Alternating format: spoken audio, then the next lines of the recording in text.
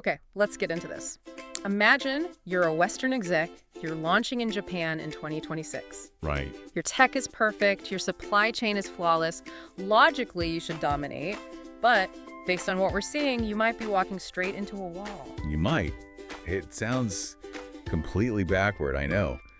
But the reality is Japanese consumers are they're burned out on efficiency. Which is a huge statement given Japan's entire reputation. So what is actually happening? We're seeing a really significant swing.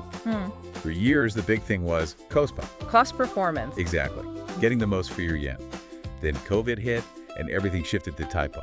Time performance, saving every possible second, the whole optimization craze. Right. Delivery apps, life hacking. Yeah.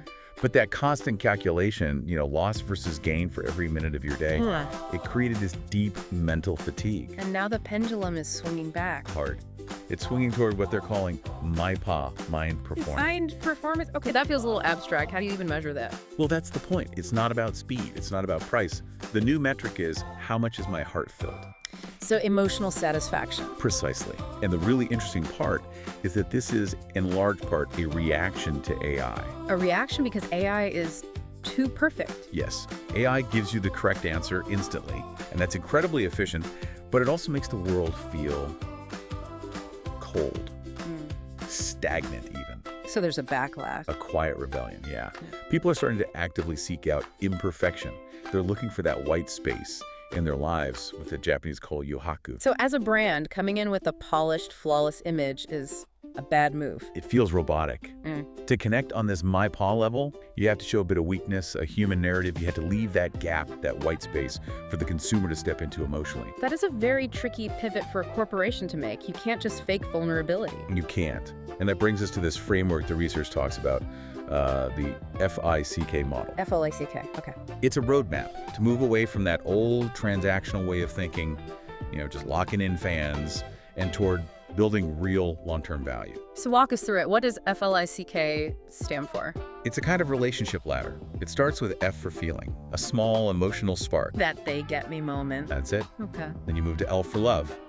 The brand goes from just being useful to being a real part of their lifestyle. Okay. Next is I for inspire. You have to keep feeding their curiosity, giving them things to discover so they don't get bored. That feels like pretty standard community building. What's different here? The last two steps are the key. C is for care. This isn't just customer service, it's genuine concern, building trust. K is for kinship. This is the goal.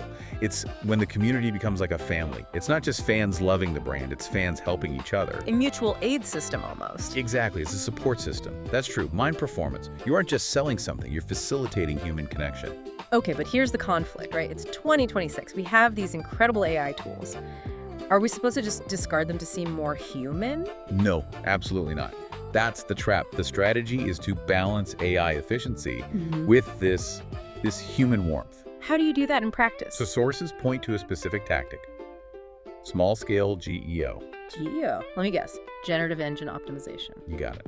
It's the next step after SEO. SEO was about getting your link to the top of the list. GEO is about getting an AI to cite you as a trusted source. So when I asked my AI for a recommendation, I wanted to bring up my brand by name. Precisely. And to get there, you need what's called entity reinforcement. Yeah. All your basic data name, address, phone has to be perfectly consistent online so the AI knows you're a real thing. And you need structured data, I assume. Yes, you have to use schema markup to basically teach the AI what you are. Here's my inventory, here are my authentic reviews. You let the machine handle all the cold, hard data. So the AI proves you're reliable. Which frees up your human team to provide the warmth, the Maipa.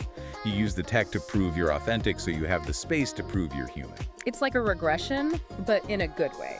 Moving from this cold, efficient society back to a warm community, just using very futuristic tools to get there. It's a fascinating model, and probably a lesson for the rest of the world too. As everything becomes AI generated, that human touch becomes the real differentiator. Which leaves us with a final thought for you to consider. In a world where AI can generate perfection in a matter of seconds, is imperfection becoming the ultimate luxury good? Thanks for diving in with us.